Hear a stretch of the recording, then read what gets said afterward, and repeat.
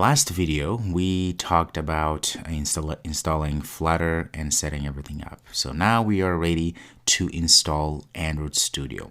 The reason why we need to install Android Studio and other tools such as the iOS toolchain, but namely Xcode, is because Android Studio is the tool, the central tool that has all of the dependencies, all of the libraries we'll need to have to be able to create Android applications. So that is the reason why we must install Android Studio, okay? Because it has everything, all of the SDKs that we need for creating Android apps. Just like Android Studio, Xcode is what allows us to create application for iOS. So we will also need to install the Xcode, which you can do on your own time. But in this video, we're gonna go ahead and install Android Studio. To do that, what we can do, we can just go ahead and type in install Android Studio in our browser and click on the first link you find. And there we go. And right there, you see it's developer.android.com and it says here, install Android Studio, download the latest version of Android Studio. So this is what you always must do. So just go ahead and click in there. And then you have this awesome website here with a lot of information. So as you can see, right now it's 3.1.4. So we can go ahead and download Android Studio from here, and you can read more about it if you wish to do so.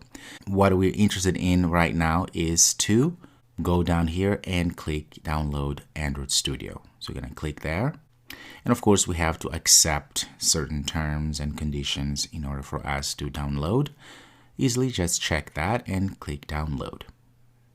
Now, Android Studio is a big file, so it may take a little bit depending on your internet speed. But fear not, it should all work out. It should all do its work, and as soon as it's done, we should come back. And there it is. It's done. Magic. All right, so to install it, we just double click, and it will start to open and decompress everything. And now I'm going to just pull it into our applications. Take a few seconds here to transfer everything so that we actually have added it into our application, so we can double click and start the installation.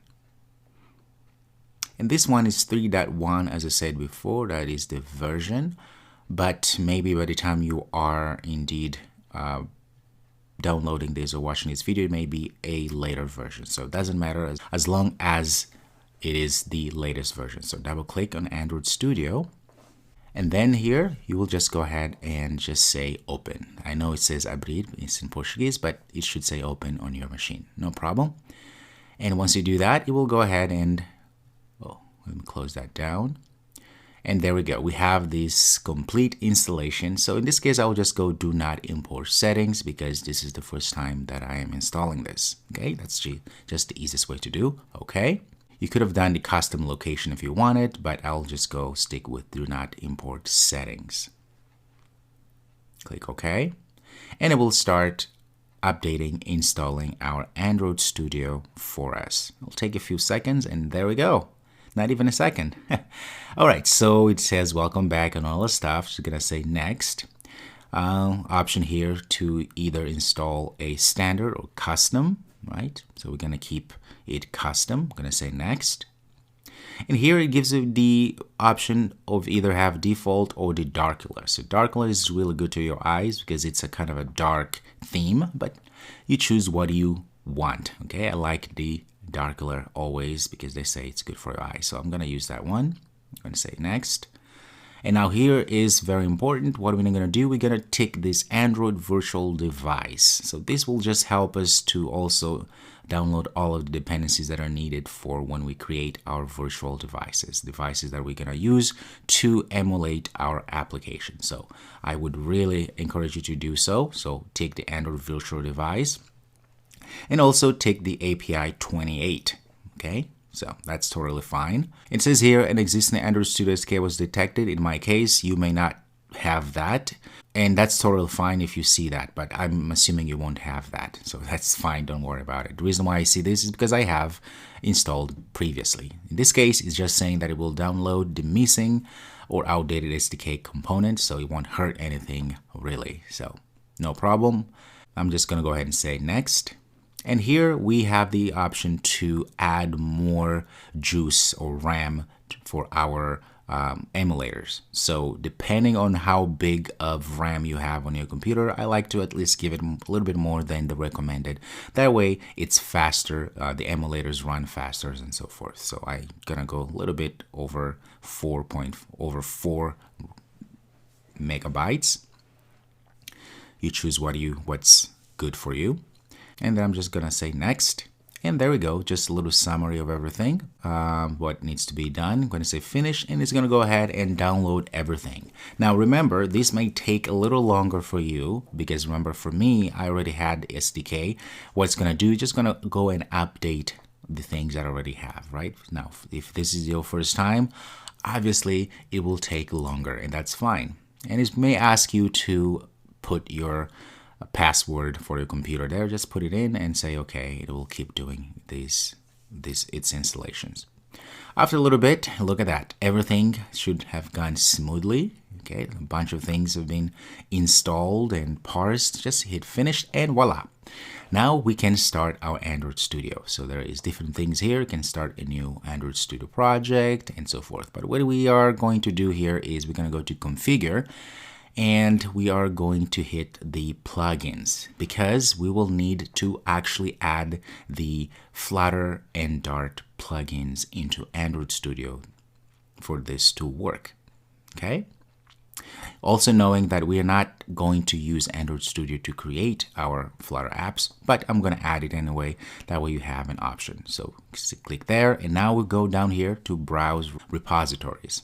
Browse repositories will allow us to browse for any plugins that we can find. Okay, so I'm going to click there, and now I'm going to say Flutter, and there it is. At the bottom there, click on that, and it says install. Okay, I'm going to say install. Now it says here it requires another dependency. In this case is Dart. He's asking if you want to install that as well, and obviously we need that, because remember, Dart is the language, Flutter is the framework. So Dart is used in Flutter. That's why it says here, in order to have Flutter, you have to have Dart. Makes a lot of sense. Say yes, and we'll go ahead and install all of the dependency. And now we have to restart Android Studio so the changes are seen. I'm gonna go restart. Take a second. And there we go. And look, now we have this new item added. Say start a new Flutter project. This is good. That tells us that we do indeed have our Flutter installed. Okay. Now sometimes we have events that happen, so you can click there. It says that we need an update for our IDE. It's okay. I can either go and say update. I usually like to update whenever they tell me to update. You should do the same. And if for you it doesn't say update, don't worry, don't update, right? So if it says update, just do go ahead and update it. It won't hurt anything for the most part. All right, so it's done. Say finish. And everything is still the same, which is great. Okay, so we can go ahead and create a new Flutter application here. There's a few options. I want to say with Flutter application, and project name, we can put some name here. Doesn't matter exactly what, but notice here we do have our Flutter SDK, and it really points to where we put our SDK, remember? Which is great. And then you can change your project location, add description, and so there's a lot of things you can do here. But what we're interested in is just to create a simple project so that we can make sure that everything is working correctly. Next, and here company domain, just leave it as it is. I'm going to say finish. Now it's creating our Flutter project. Being this the first time may take a few seconds. Magic. There we go. Now we do have, ladies and gentlemen, our Flutter project. This is very exciting. As you can see here, there's a lot of things that are happening. You can tick that, show this on startup so that it doesn't bug us every time, or you can leave it as it is. So every time you start, it will just show a tip of the day. Okay, so that's your choice. I'll just untick it and say close. And there we go. We have here our Flutter, our Flutter project. And notice that we do have, because I already have created all of the emulators, I see them here. But in your case, you probably won't see any. This is why I'll have to show you later how to create an emulator.